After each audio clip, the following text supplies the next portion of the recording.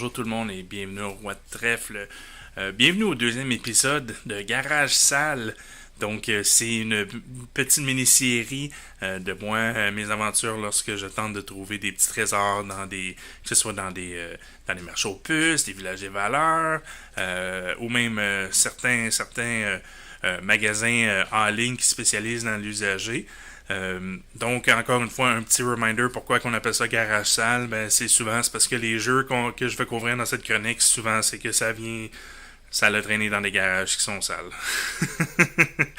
Donc, aujourd'hui, j'ai un petit spécial que ça fait longtemps que je voulais partager ça avec vous, mais il me manquait, en fait, c'est une petite collection, c'est les 3 premiers jeux que je me souviens de mon enfance, lorsque j'avais peut-être 5 ou 6 ans. Mes parents avaient quelques jeux de société. On parle des jeux de société. Il y en a un qui est plus pour enfants. Il y en a 2, c'était peut-être plus familial. Mais j'ai des très bons souvenirs. Et puis là, c'est ça, j'ai finalement réussi à obtenir une copie du dernier jeu qui me manquait. Donc, je vais vous les présenter. En même temps, il y a dans le fond, il y a 2 des jeux que j'ai trouvés dans des villages des valeurs. Il y en a un, si je ne me trompe pas, c'était dans une bande de garage. Il y a un petit bout de ça. Puis l'autre, je l'ai commandé. En fait, je l'ai trouvé sur le site internet de notre commanditaire qui est Mama Yoki. Donc, Mama Yoki, vous allez avoir les informations sur son site web. C'est quelqu'un qui est fasciné par les jeux de société. J'en ai déjà parlé dans d'autres vidéos avant. Mais encore une fois, je voulais remercier Nathalie par rapport à son excellent service. C'est une grande fan de jeux usagés. Si jamais vous cherchez des jeux de votre enfance, des jeux rétro, c'est le premier endroit que je vous recommande de vérifier. Vous allez vous sauver beaucoup de temps. Puis il y a des fortes chances, si jamais elle n'a pas le jeu en stock, c'est quelqu'un que son inventaire bouge quand même pas mal. Donc il y a des fortes chances qu'elle va pouvoir vous aider, du moins vous guider dans la direction pour tenter de le trouver. Donc encore une fois, merci à Mama Yoki pour un des jeux. Donc on va pas traîner plus longtemps, on va aller voir ensemble les 3 jeux en question. Donc à tantôt! Donc voici le premier jeu, c'est le jeu que j'ai trouvé sur le site de Mama Yoki, qui est Bumper Cars. Donc Bumper Cars, je me souviens, c'était c'était un jeu, je crois que c'était ma mère qui m'avait acheté ce jeu-là lorsqu'on avait notre maison à Terrebonne. On est déménagé, je crois que j'avais 5 ans et demi lorsqu'on est parti de là, donc ça vous donne un peu une idée. Donc c'est des vieux souvenirs, ou en français le jeu s'appelle Autoshock. Donc, vous allez voir, c'est un jeu, je l'ai réessayé il n'y a pas longtemps avec ma fille. Et le jeu joue encore très bien. Donc, en fait, comment ça fonctionne, je vous montre rapidement. Là, je suis désolé, je ne réussis pas à avoir tout le board dans le cadrage. Bon.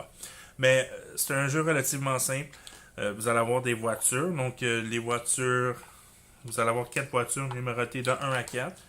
Comme exemple, moi, j'ai les voitures jaunes. Vous allez avoir, exemple, les voitures vertes. Puis le but du jeu, c'est le premier qui réussit... le premier qui réussit à amener ces 4 voitures... excusez-moi, j'ai le mauvais collant ici. Le premier joueur il va pouvoir amener toutes ces voitures d'un côté jusque dans son stationnement. Donc, lorsque c'est votre tour, ce que vous faites, c'est vous allez rouler le dé. Vous allez avancer ce nombre de cases-là. Si vous êtes capable de terminer sur une case de votre couleur, vous êtes protégé. Il n'y a personne qui va pouvoir vous débarquer du jeu. Parce qu'évidemment, si j'arrête ici... En fait, lorsque vous roulez les 2 dés, vous allez devoir bouger 2 voitures. Dans ce cas-ci, j'ai roulé un 4 et un 5. Donc c'est ça. Dans ce cas-ci, j'ai roulé 2 voitures. J'ai roulé 2 dés. Le D4, le D5. Donc, je vais devoir bouger 2 voitures. Une voiture, je vais bouger de 4. Puis, l'idée, c'est que vous voulez tenter d'arrêter dans les cases de votre couleur. Donc, 1, 2, 3, 4, exemple.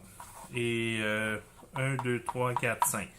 Parfait. Donc, mes 2 voitures sont protégées. Parce que ce qui pourrait arriver, c'est si plus tard, on a des voitures qui sont un petit peu partout et qu'on roule les dés. Par exemple, on va rouler 1 et 6. Donc, dans ce cas-ci, je pourrais faire 1, 2, 3, 4, 5, 6. Ah, bon, ben, je pourrais faire 1, 2, 3, 4, 5, 6. puis je te renvoie à ton point de départ. Donc, puis c'est évidemment, une fois que vous arrivez ici, vous essayez de faire la course pour vous rendre jusque dans votre stationnement. C'est le premier qui roule toutes ses dés. Excusez-moi, le premier qui amène toutes ses voitures dans le stationnement qui est proclamé le vainqueur. Donc, on a eu du plaisir lorsqu'on l'a rejoué. Comme j'ai mentionné, je l'ai rejoué avec ma fille Katrina. Il y a peut-être un mois de ça, puis on s'est amusé, c'était le fun. Si je ne me trompe pas, je crois que c'est elle qui l'avait gagné la partie. Donc, Bumper Cars, un excellent jeu, même encore en 2019. Le prochain jeu que je veux vous montrer, ça c'est celui que j'ai trouvé dernièrement dans une vente de garage. Donc, c'est le classique jour de paye, mais je me rappelle exactement de cette édition-là. Donc, encore une fois, mes parents avaient ce jeu-là. Ce jeu-là est sorti en 74, donc ça donne un peu une idée. Moi, je suis en 81, donc le jeu était déjà vieux au moment que mes parents l'ont eu. Donc, c'est le jeu classique de jour de paye. Donc, dans le fond, vous allez avoir... j'irai pas au travers de tous les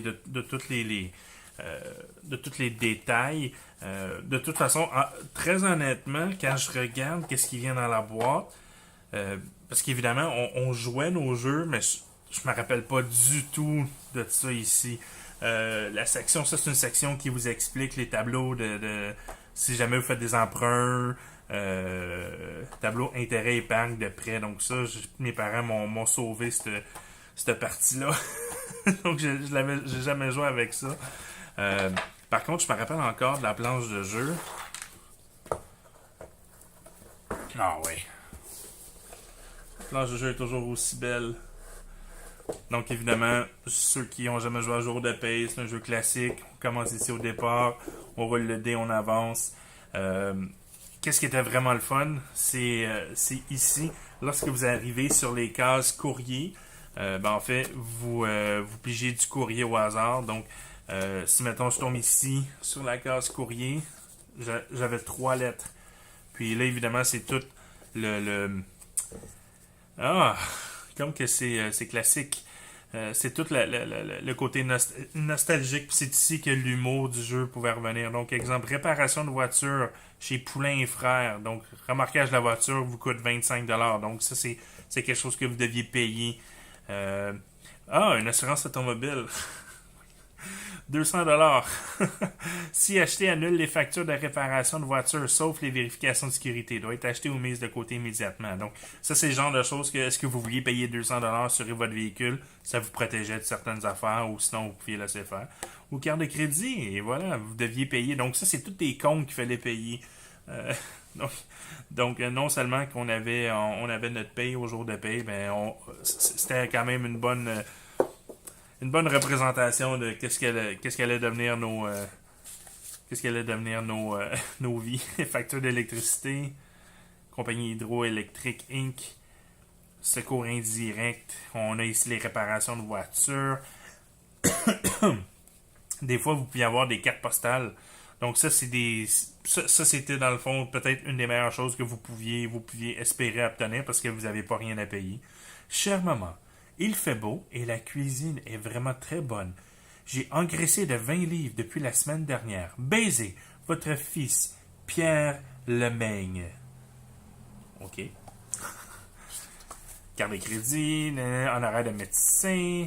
Ah, ça c'était le fun, les billets de tirage. Donc, je me rappelle que ici ça dit valide jusqu'à la fin du mois. Il y avait certaines cases. J'essaie de voir où est-ce que c'est. Billet chanceux. Donc, dans le fond, vous aviez un billet de loto. Si vous tombiez sur billet chanceux, mais vous gagnez votre montant. Donc, ça, c'est une autre façon de faire de l'argent. Donc, honoraire dentiste, 150$. Ouf. Plomberie, 500$. Des taxes à payer. Donc, c'est tout le temps des choses à payer. Des dépenses. Des pressions. Donc, autre que le courrier, d'autres choses que vous pouviez faire, si vous aviez des aubaines, Vous aviez dans le fond des cases spéciales comme exemple des aubaines, des acheteurs. Puis ça, qu'est-ce que c'est en fait? C'est des petites cartes ici. Euh, donc en fait, il y a plusieurs choses que vous pouviez acheter dans le jeu, puis vous pouviez éventuellement revendre. Donc dans ce cas-ci, vous pouviez acheter une voiture sport, puis tenter de la revendre à 1000. Par exemple, vous l'achetez à 800, vous tentez de la revendre à 1200. Une collection de pièces de monnaie, ça vous coûterait 500$, mais vous pouviez la revendre à 900. Euh, la roulotte de camping, deux arpenteurs, hey, ça coûtait 1000, mais vous pouviez la revendre à 2500. Donc ça, c'était probablement la meilleure façon de faire de l'argent dans le jeu. C'était en achetant et en revendant un yacht. Oh, une collection de bouteilles. Wow, moi je paierais 600$ pour ça. Une autre collection de bouteilles. 800 litres de tuyaux de cuir. Wow. Donc, c'était pas mal ça. Encore là, comme j'ai dit, c'est pas, je vais pas dans les détails exactement de tous les détails sur comment jouer. C'est juste un petit aperçu rapidement de qu'est-ce que j'ai pu trouver. Dans ce cas-ci, ça, je l'avais trouvé dans un village des valeurs. Pour être très honnête, je suis pas certain que je vais le rejouer. C'était vraiment plus le côté nostalgique, juste pour revoir toutes les images, toutes les différents côtés humoristiques qui venaient avec ce jeu-là. Bon, et on arrive au troisième jeu, qui est Stop Thief. Donc, c'est Stop Thief, ce jeu-là, la seule chose que je me souvenais, c'était le fameux scanner, ou le téléphone, comme que j'aimais l'appeler. Donc, dans le fond, si vous avez déjà joué à Scotland Yard, ou si vous aimez les jeux comme Letters of Whitechapel, ou Fury of Dracula, ou des jeux dans ce style-là, ben, imaginez, ça c'est un jeu qui vous pouviez pratiquement le jouer en solo, parce qu'il venait avec un bidule électronique qui bougeait le voleur. Donc, dans le fond, c'est très simple. Il y a un voleur qui va... il y a eu un crime de commis dans un des 4 buildings. Donc ici, c'est le building 1, building 2, building 3, building 4. Au début du jeu, vous avez les enquêteurs ici qui commencent au commissariat. Et puis, vous avez, bon, évidemment, vous avez de l'argent. Le but du jeu, c'est le premier, si je ne me trompe pas, c'est le premier qui sera en 2500$. Donc, comment que vous allez faire de l'argent? C'est en capturant les voleurs ici. Donc, on peut voir, puis chaque voleur a des récompenses différentes. On a John Doe, on a Arsène Lupin. On a... en fait, on a les cartes en anglais, puis on a les cartes en français, dans le fond. Donc, ça, c'est pas mal moitié-moitié. Ah, ben c'est vrai, j'avais oublié. En arrière des cartes, ils vous donnent même des statistiques ici. Donc, on a on a même les empreintes digitales. Mandat d'arrêt émis pour avoir violé la loi sur les chats de gouttière et s'être mis à table dans les propriétés privées. Également recherché pour ses connexions dans l'affaire du chat dans la chaussette de l'archiduchesse.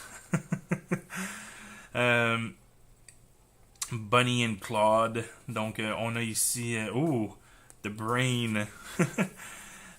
Fait que dans le fond, quand vous commencez, vous allez en choisir un. Par exemple, on va essayer d'aller chercher le Arsène Lupin. Ça va être notre voleur. Puis, ce que vous allez faire... Là, je suis désolé, ça va faire un petit peu de bruit. On va allumer le scanner. Ah, ok. Donc, le scanner vous dit dans quel endroit, comme ici on voit que dans le crime, c'est ça que ça veut dire, le CR, le crime a eu lieu dans le building numéro 2. Donc, le crime a eu lieu dans un des endroits ici. Puis, au départ, le bandit, ou dans ce cas-ci, le criminel est sur une des cases rouges qu'il y a dans le building en tant que tel. Puis, à partir de là, qu'est-ce qu'on fait? C'est sur le scanner, il y a un bouton indice. Puis là, si on écoute, ça va nous donner un indice de qu'est-ce qu'il va faire. Donc, OK. Donc, dans ce cas-ci, quand on a entendu le boop boop, ça veut dire qu'il a bougé de 2 cases. Ça veut dire que, exemple, s'il est ici, il a peut-être bougé Puis évidemment, toutes les cases ici sont numérotées. Donc on sait à peu près où est-ce qu'il est. Donc à partir de là, nous, qu'est-ce qu'on ferait? C'est on roulerait les dés. 7, exemple. 1, 2, 3, 4, 5, 6, 7. Ok, parfait. On va écouter un autre indice. Ah, il bouge encore de 2. Ok. Il est toujours dans le building. La seule façon qu'il peut sortir du building, c'est soit en sauvant par une fenêtre ou soit en passant par une des portes. Donc, on va écouter 10. 1, 2, 3, 4, 5, 6, 7, 8, 9, 10. Tiens, on va aller ici à la porte. On va écouter. Oh, 10. Oh!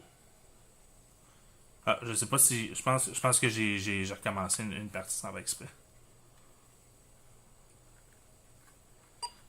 Ah! Quand il y a un bip, ça veut dire qu'il n'y a pas. Ça veut dire qu'il bouge pas. Il bouge pas. Ah! Bon, il vient d'ouvrir une porte. Donc, ça, c'est le bruit qui vient d'ouvrir une porte. On ne sait pas c'est où. Donc, éventuellement, on a des cartes ici. On a des cartes ici, comme ça dit, free tip. Donc, si on appuie sur le bouton tip, ça va nous démontrer à quel endroit il est. Comme là, présentement, il est à 2,68. Donc, il est en haut complètement. On ne le voit même pas sur la caméra. Donc, mais dans ce cas-ci, là, je sais où est-ce qu'il est. Donc, ça va être un peu plus facile à suivre. Éventuellement, ce qui va arriver, c'est lorsque je vais être près de l'endroit où est-ce qu'il est le criminel, lorsque je crois que je sais où est-ce qu'il est, je peux essayer d'appuyer sur Arrest. Donc là, je dois dire qu'il est dans le building 2, puis il est à la case 68. Là, j'ai un peu triché parce que je sais il est où. Bon. Et voilà, donc ce son-là, cette combinaison de son-là veut dire c'est beau, j'ai attrapé le voleur. Donc là, comme j'ai dit, j'avais un tuyau. Puis pour pouvoir l'attraper, l'idée c'est vous devez vous déplacer, être sur sa case ou être à une case de lui. Donc là, j'ai triché parce que là, j'étais vraiment trop loin. Mais en sachant où est-ce qu'il est, ben là, en écoutant les sons, c'est un peu plus facile d'avoir une idée. Comme là, on savait qu'il était à l'intérieur, il était en train de s'en aller à l'extérieur. Donc, il serait parti soit à gauche, soit à droite. Peut-être revenu ici dans les allées.